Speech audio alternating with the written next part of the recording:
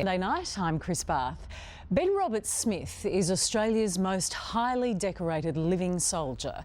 Awarded the Victoria Cross, he's a hero with a big heart. Tonight, we bring you his first report for Sunday night. It's incredibly moving. It begins in Vietnam, where an inspiring Australian project is helping heal the wounds of war. Welcome aboard, Ben. Sometimes it appears that we're reaching a period when our senses and our minds will no longer respond to moderate stimulation. There comes a time when silence is betrayal. We today have concluded an agreement to end the war in Vietnam. Chào mừng quý khách đến thành phố Hồ Chí Minh. Ladies and gentlemen, welcome to Ho Chi Minh City. Vietnam is seared into Australian hearts. Seared into mine.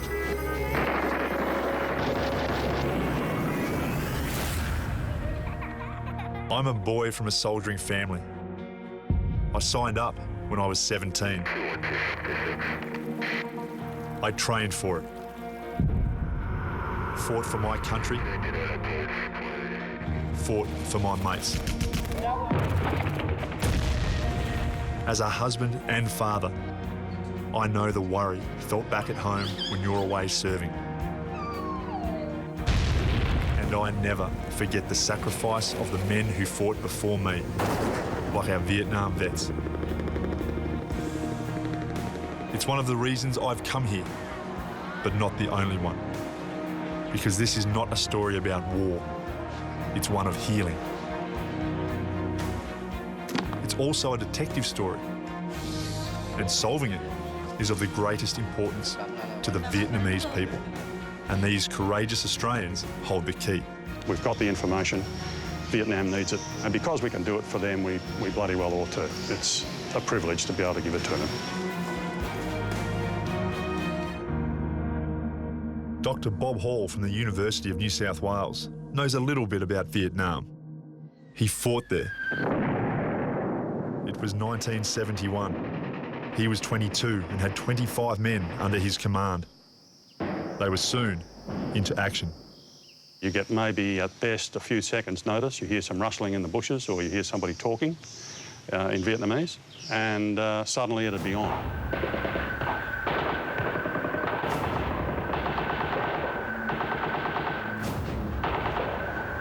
The first time I ran into a VC, they stood and fought. And, they didn't give up. Bob Meehan was an upholsterer until he was conscripted when he was only 19. A Nasho who got 10 weeks basic training and then flown to war in 1970. Mate, how tight or how close did you actually become with your mates in that platoon? When I come home, my mother thought I was homosexual. She really did, because I was so close to my mates that if I had a mate who was in trouble, I'd drop everything. I don't care whether it was 3, 4 o'clock in the morning, I would drop everything and go and help that mate. I can't stand the American saying as a band of brothers. No. I think we're just a bunch of mates, and the best mates in the world. No one can ever beat an Aussie mate. Did you respect your enemy? Oh, certainly. Well, they were doing the job the same as I was. But it was their country they were fighting for.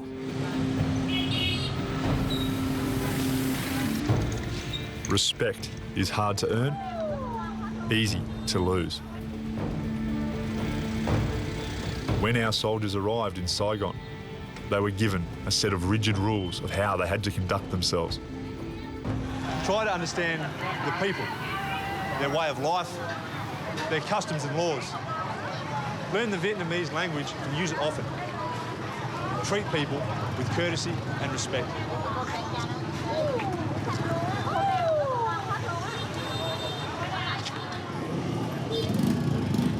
Don't attract attention by rude behaviour or being a larrikin.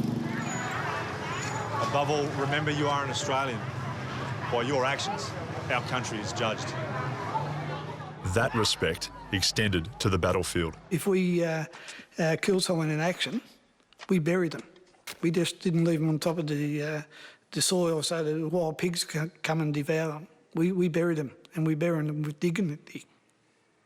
And we've always been that way.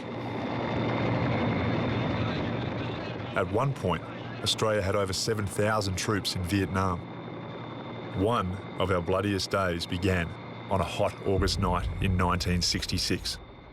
This small hill above the rice paddies, the corn and the rubber of Long Tan is famously known as Nui Dat, home to the 1st Australian Task Force in Vietnam, and where the Australians would come under heavy fire. Before the sun rose, enemy mortar and artillery fire bombarded Nui Dat, wounding 24 diggers. At 11:15 that morning, D Company, 6RR, left Nui Dat to take the fight to the enemy.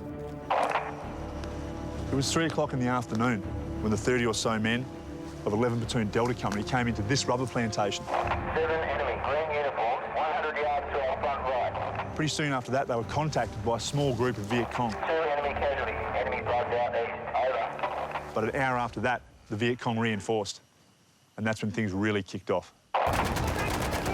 Our men were heavily outnumbered. In total, 108 Australians were up against over 2,500 battle-hardened enemy. The firefight was intense. What you don't want to be doing is exposing yourself and getting hit by one of those stray rounds. Now, do it like this is probably really good cover, but when you hit it, the next thing you're going to be doing is looking for your next bit of cover. As the heavens opened, our troops returned their own devastating fire. That artillery fire and that mortar fire would have been deafening. The biggest consideration, though, is what's going on up here. The despair, the fear, the total panic. Can you imagine trying to remain focused and fight with your mate lying dead beside you?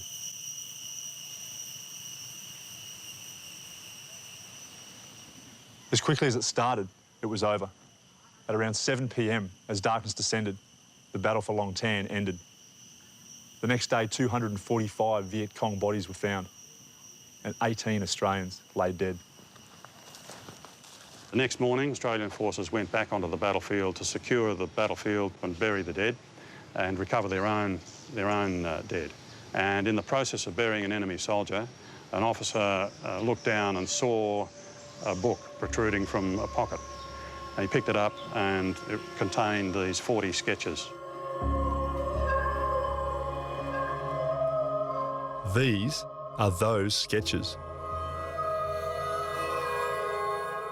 Some in charcoal, many in colour. They are quite beautiful. These sketches would eventually trigger that detective story that would take 5 decades to solve. And little did Bob know then that he would end up the chief investigator.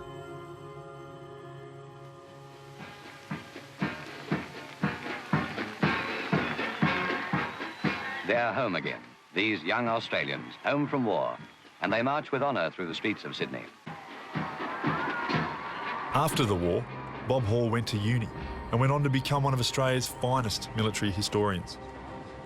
Then, in 2006, Bob and fellow academic and Vietnam vet, Daryl DeHeer, teamed up for one of our country's most significant projects, Operation Wandering Souls. That was one of my contacts. They knew that what had come back to Australia in the packs and pockets of the Aussie diggers was a treasure trove. Immaculate personal letters, not a pen stroke out of place. Defiant photos. A woman's portrait. A medic's handwritten guidebook full of flawless detail. Even instruction on how to perform a circumcision. A husband's wedding ring. Where is his grieving wife? It's time for it to go home. What would it mean to have these items returned? What would it mean for the families to finally know where their loved ones lie? Imagine how we would feel if it was one of ours. Bob Meehan has. I knew that if anything happened to me, my parents would be notified. These Vietnamese, once they were killed and buried, their families would never ever know what happened to those people.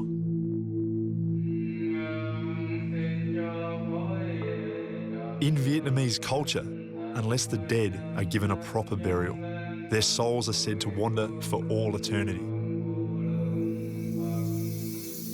Through Operation Wandering Souls, Bob Meehan was able to help the Vietnamese. After the war, he went on to become the curator of Australia's biggest private war museum. I found this one. Within the collection, this letter. It's wonderful. Yeah, it's got the name. I'm assuming it's the name. Yeah, it looks like a name. But the biggest help was the way in which our troops kept accurate records of the exact location of every enemy soldier they buried. The grid reference is 329. Many of the Viet Cong had identification papers, so their names were also known. Killed in action. Killed in action. Moved in from the west and withdrew to the west. So far, the burial sites of over 500 Vietnamese MIAs have been logged. Yeah, well, back in the day, that would have all been... Now, the next part of this painstaking investigation was to track down their families. Vietnam and the Vietnamese people helped Australia recover our 6 MIAs, and we thought that Operation Wandering Souls should help Vietnam to do what we could to recover their MIAs. Once the information had been gathered, it was time to go back. St. Charles. In cities, towns, and halls across Vietnam, families of the fallen turned out hoping to learn more. More than 40 years after it was written. This is the letter? This woman receives the final letter written by her cousin.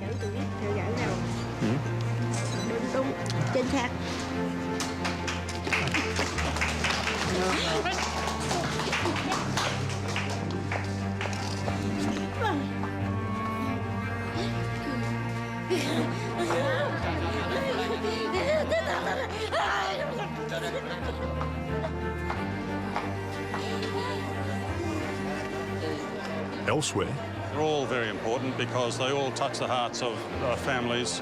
more faces, full of hope and longing. Is this your mother? Mother? The sketch of this woman was returned to her son. His father drew it, and just like him, his son has grown up to be an artist. These sisters last saw their dad when they were 3 months and 3 years old.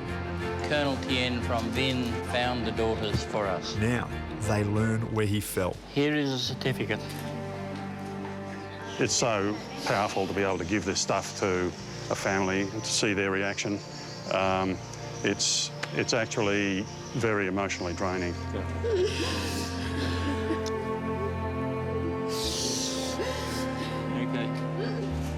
Mr. Tan, so good to see you again. Hello. One mystery still unsolved is that gold wedding ring. And we know a lot about the soldier. They know the husband's name. His name was Nguyen Van The Sang. search continues for his wife. Okay, great. There's so much more to be done. So many people in Vietnam, hardly a family that doesn't have a missing soldier. This map shows the land as it was in 1970. I'd have to say that some of the greatest people to be with are the veterans that we fought against. They know the hardships of the soldier's life, and we know the hardships that they endured. The wandering souls of Vietnam include hundreds of Australian soldiers. Men who never returned. Remembered for their laughter. The spring in their step. Men like Alan Ahern, killed in action. He was Bob Hall's platoon sergeant. He was a great bloke, and he was going to be married, and he was about to reach the end of his commitment to the army and return to Australia. As so often happens, he was killed. I often think about him, and I wonder what he would have made of his life. And, you know, there's nothing you can do about it, but it's just so bloody sad.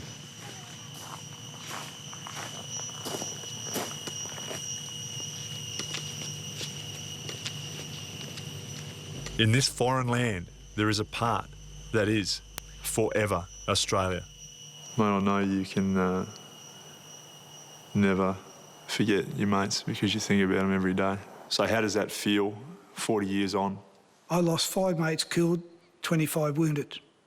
And every day I remember those 5 mates. And we had one, Jimmy Duff, and wonderful bloke. He cops an RPG straight through his chest on the 21st of September. I still remember him. He used to laugh, yeah, the smile on his faces. You never ever get rid of that. It's always there. You think about him. And every time you think, geez, life's got me down, you think, well, hang on, 5 of your mates can't live a life. Yeah, wake up, Bob. Go and live it for them. I'm going to cry in a minute, sorry. All right.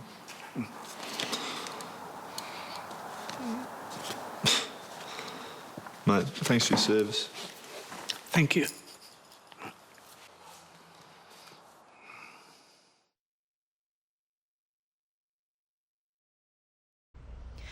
Ben Roberts-Smith there.